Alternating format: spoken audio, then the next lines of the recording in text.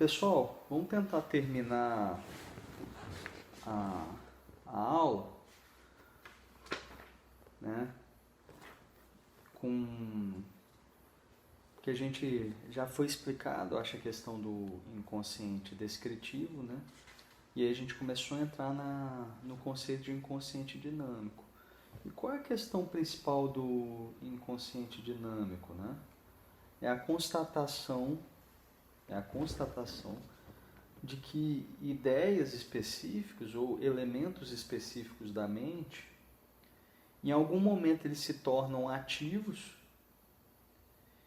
e fazem com que a consciência haja de uma forma específica. Então, a questão toda é que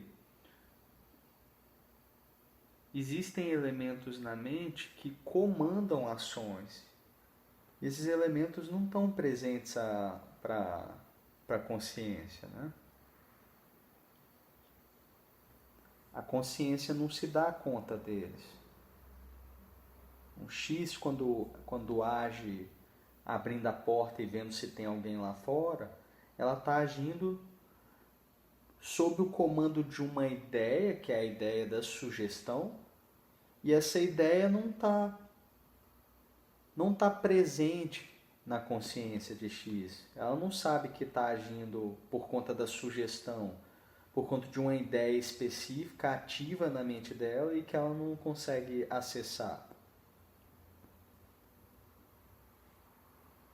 Então, acho que o espírito da psicanálise é tentar, constatar, né, ou tentar constatar que existem elementos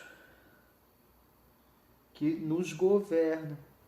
E esses elementos não estão presentes para nós, a gente não tem acesso a esses elementos, eles estão ocultos à consciência. Esse exemplo da psicanálise, onde ela se utiliza da sugestão pós-hipnótica, né? Freud lembra, se recorda de uma experiência onde o Bernheim, né? um hipnólogo famoso, aplica a sugestão pós-hipnótica. Nesse exemplo, dá para a gente compreender como ideias são capazes de governar comportamentos. Ideias ocultas à consciência, não presentes à consciência. Então pega e pensa, começa a tentar pensar nesse exemplo específico. Tire as consequências desse exemplo específico, que as consequências desse exemplo específico são as seguintes. Cara, então existem coisas, elementos psíquicos dos quais não fazemos ideia, não está presente a superfície da nossa consciência e faz com que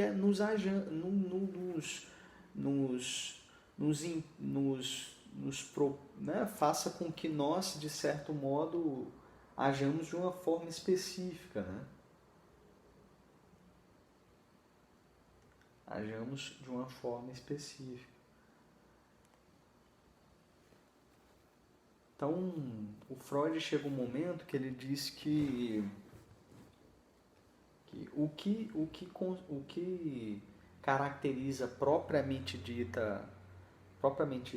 dito, né, o neurótico é a presença dessas ideias. Então, Freud coloca a mente do paciente histérico, por exemplo, é todo repleto de ideias inconscientes, ativas e que governam comportamentos.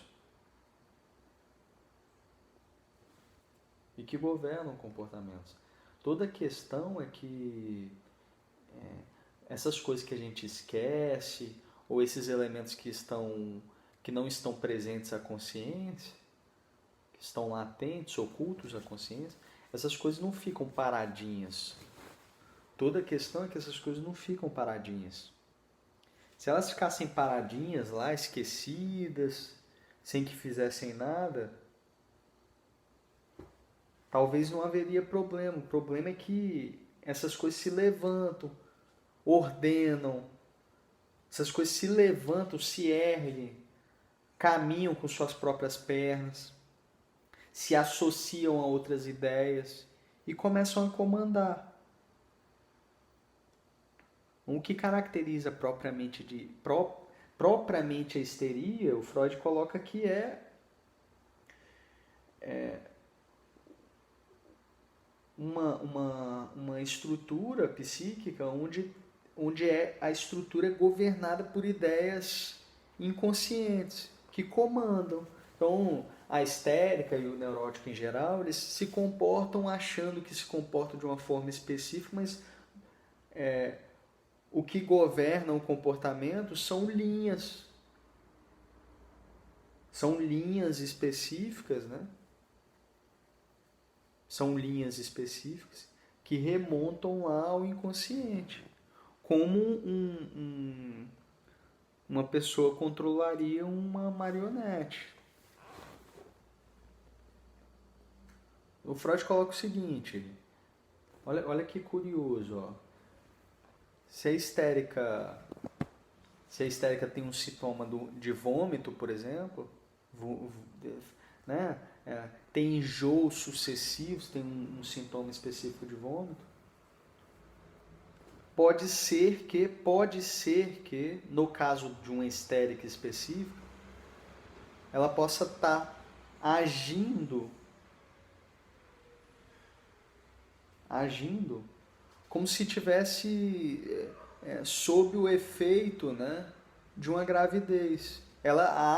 Existe uma ideia de que ela estaria grávida, por exemplo. E é por isso que ela faz os vômitos. Só que ela sabe isso? Ela não sabe. Toda a questão é que ela não sabe. Ela pode estar fazendo vômitos por um desejo de estar grávida, por exemplo.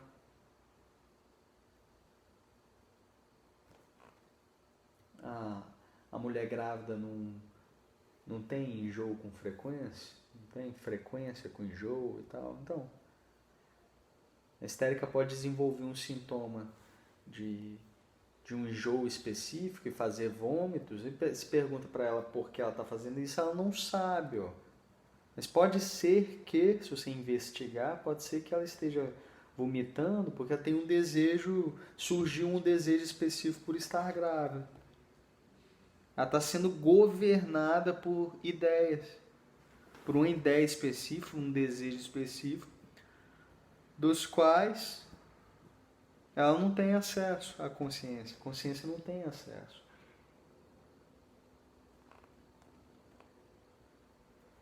Então, Freud coloca aqui o fato essencial da psicologia, são as palavras de Freud. O fato essencial da psicologia é a constatação de que existem elementos ocultos à consciência e que governam o comportamento.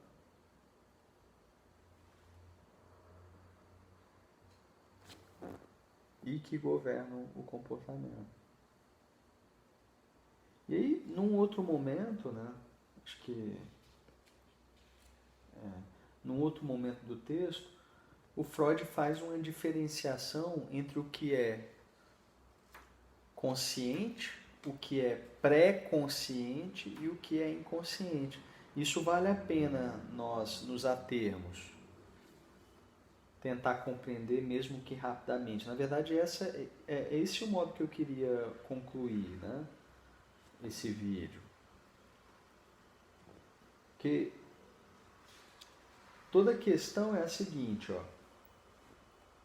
O que é o pré-consciente? Porque a primeira tópica de Freud, a gente vai ver que em Freud, na psicanálise freudiana clássica, né, existem duas tópicas, são dois sistemas de compreensão da psique.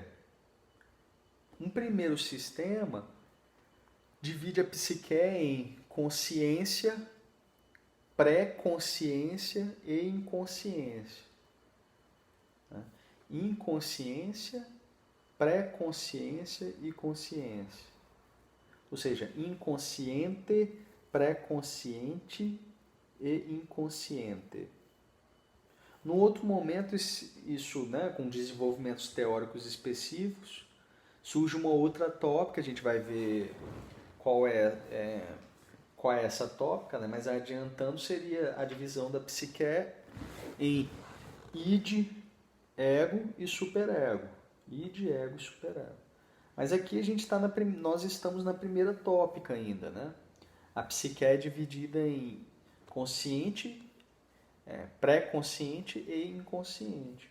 E o que seria o pré-consciente? Porque o inconsciente você já sabe, né?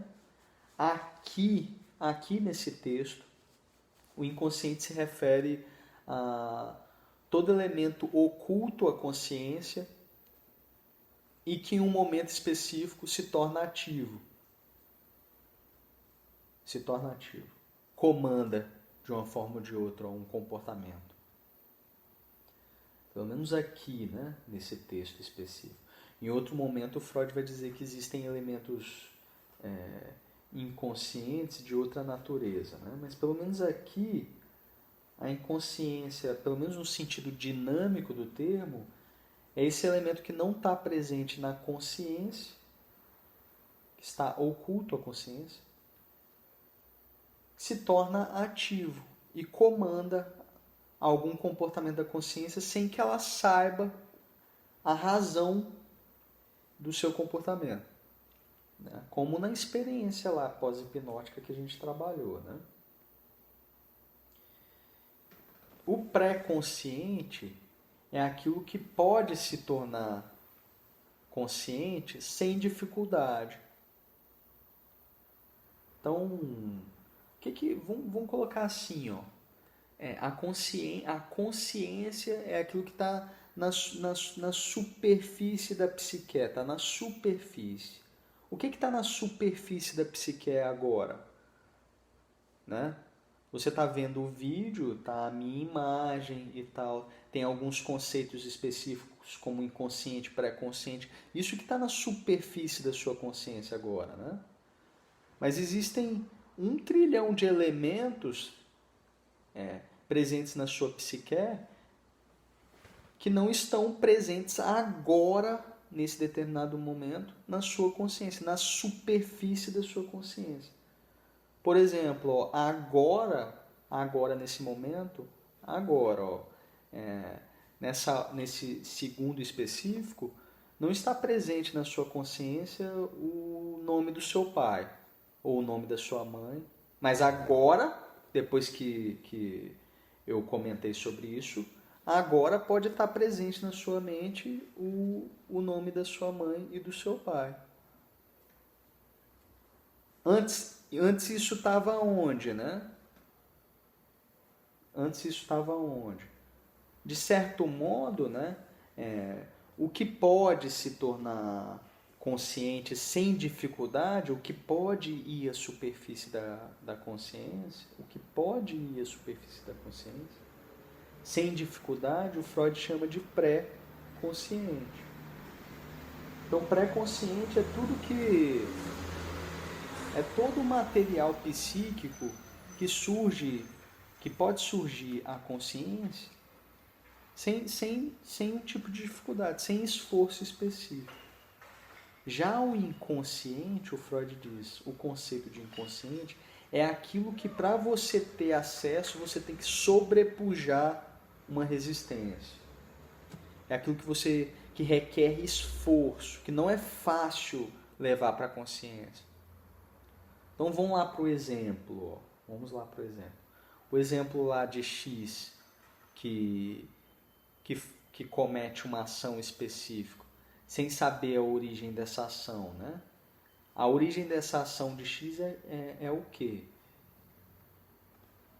É a memória, né? Uma ideia específica da sugestão, da minha sugestão. Só que essa ideia específica não está presente para X no momento que ela está conduzindo a ação lá. Ela está ativa ao mesmo tempo que ela está ativa, ela está comandando uma ação, só que ela está inconsciente. tá? Então, e o que você tem que fazer para tornar isso consciente? Fazer com que X se recorde novamente da sugestão que eu dei para X. O que você tem que fazer? Vocês lembram da aula passada? Vamos supor que a gente quisesse fazer com que X lembrasse a circunstância, né? A sugestão, a minha sugestão. Eu perguntaria para X, X, me fala a verdade, ó, não me enrola não, me fala a verdade. Por que você agiu daquela forma ali? Aí X, eu agi porque eu queria ver se tinha alguém lá fora. Não, X, não, para de enrolação, cara. Você sabe qual é a resposta, por que você não me dá a resposta logo? Para com esse teatro, fala logo, dê logo a resposta. Por que você fez aquilo dali? Todo mundo sabe por que você fez aquilo dali, ó. Meus alunos estão ansiosos, eles sabem que você sabe do motivo de você ter cometido aquela ação ali, só você que está fazendo esse joguinho, por que você não fala? Ah, eu não sei. X responde, eu não sei. Ah, você sabe? É claro que você sabe. Aí, olha, à medida que você conduz as coisas, você pressiona X, né? Você vai constrangendo X, né? X vai se constrangendo e você, como pesquisador, você vai sentindo que X está se constrangendo e é como se você tivesse que sobrepujar uma barreira específica, é como se você tivesse que sobrepujar uma força específica contra você. Tem uma força agindo contra você e você sente isso. É isso que é o legal.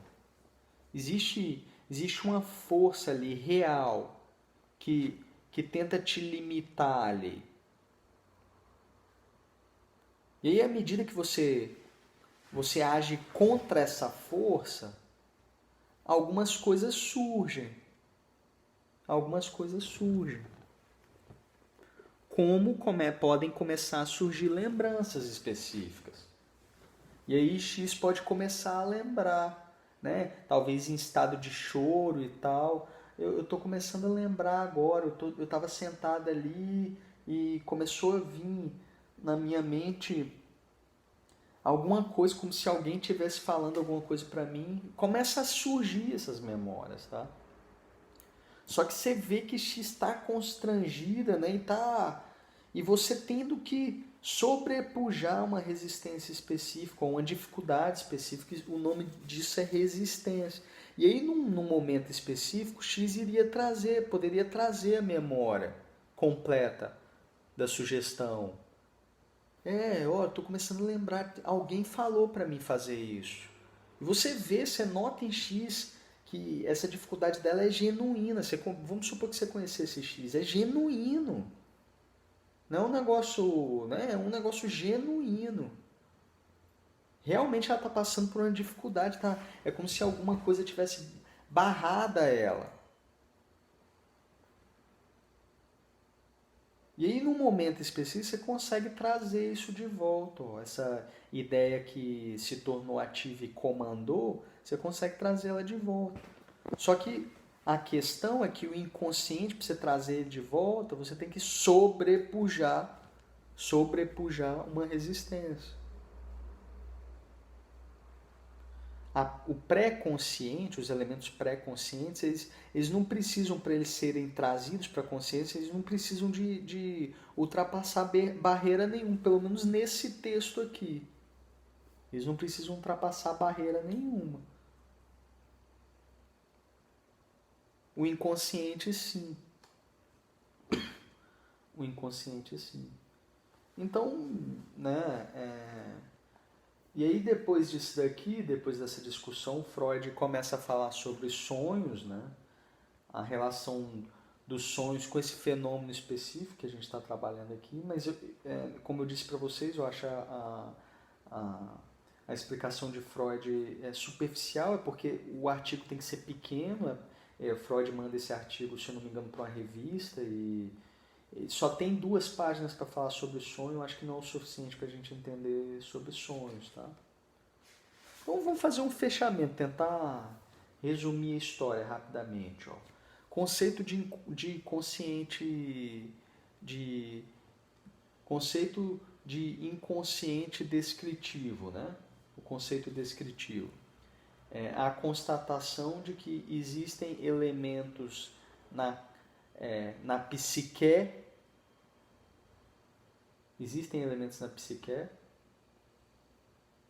que estão presentes em alguma região da psique, mas que estão ocultos à consciência. Como é que você vai descrever esse fenômeno? Ó?